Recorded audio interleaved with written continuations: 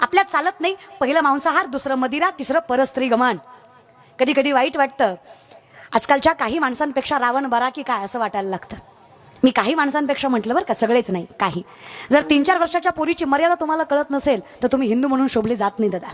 हे लक्षात ठेवा. हे फक्त स्टेटसपुरतं लिहू नका. यत्र नार्यस्तु पूज्यन्ते रमन्ते तत्र देवतः. हे वागा सुद्धा. छत्रपती शिवरायांनी सगळ्यात पहिल्यांदा न्याय केला तो रांझ्याच्या पाटलाचा, वय वर्ष 17 असताना. बाईचा सन्मान फार महत्वाचा आहे. लय अवघड दादा. अरे कधी कधी खरंच सांगते तुम्हाला, रावण बरा होता रे.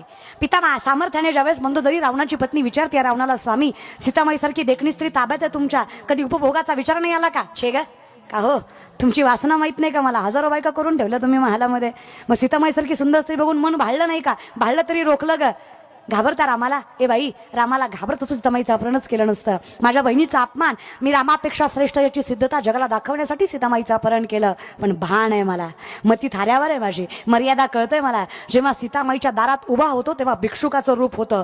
भिक्षाम दे ग बाई, आई म्हटलं तर त्या बाईला भिक्षाम दे ग माई म्हटल्यानंतर ज्या बाईला आई म्हणावं तिच्यावर वाईट नजर टाकावी इतकी बेकार रावलात तर रावणाची पण नाही की ग. त्यालाही कळतं ना. ज्याला आई म्हटलं त्याला आईच मानावं आणि ज्याला ताई म्हटलं त्याला ताईच मानावं. आमचे म्हणायलाच आई ताई म्हणतात. नजरेची गॅरंटी कोणीच देऊ शकत नाही. आणि काय द्यावी बाबांनो? व्यसनं करून अखंडितपणे अपवित्र झालेली नजर कशी जगाच्या बापाला बघणार आहे? जगाच्या बापाला बघायला नजर सम लागते. प्रत्येक माणूस सारखा दिसायला लागतो. शास्त्रवेद पाठ केले म्हणजे ज्ञानी होतं असं नाही आहे. लाखो वर्ष तपश्चर्या केली म्हणजे श्रेष्ठ भक्तत्व मिळतं असं नाही आहे. ज्या दिवशी प्रत्येकात देव दिसेल त्या दिवशी कल्पना संपली आणि तुम्ही वैष्णव झालात ही लक्षणं आहेत दादा. सगळीकडे देव दिसावा. सर्वभूती